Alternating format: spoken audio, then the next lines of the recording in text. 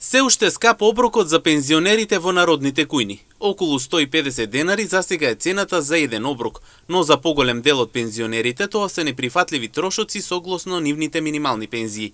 Не им е скапо затоа што не сакаат да платат, туку затоа што немаат од што да одвојат.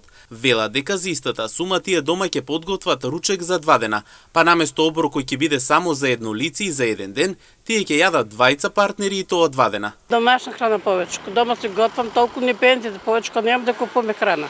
Поисплатливо ли е дома? Па поисплатливо е него да купам. Нема толку пари немаме си, што да правиш со на пензија, колку зима пензија.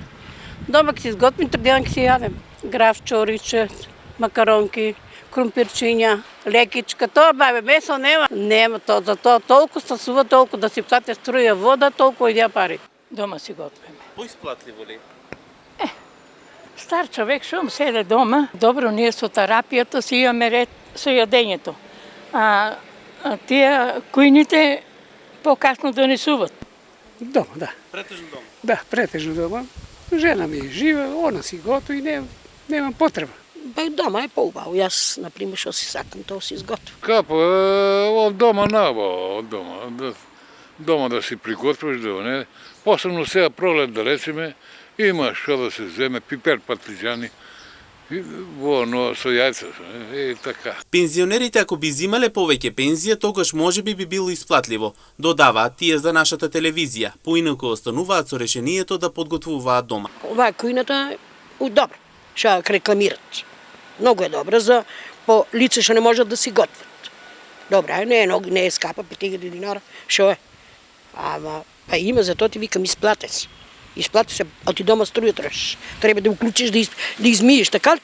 Тоа е се троши. Како го земиш во обзир, исплати се, многу се исплати. Меѓутоа сепак избирате дома. Па јас сум сама. И што си сакам, тоа си ја. Тешко. Нема, скапо е. Скапо е, одели сме и помезите, скапо е и така. А дома поевтино ли ќе поминете? Ако тука е 150, тамо колку би фанало дома? Ако е тука 150, дома би фанало 100 динара. 90 динара. Пат бујца ќе јадеме, нормално, ете тоа е тоа. Инаку во поголем дел од народните кујни оброкот чини до 150 денари. Во некои чини и помалку во зависност од помалата грамажа. Храната е секогаш топла и навреме подготвена, а најчесто ја купуваат засега помладите.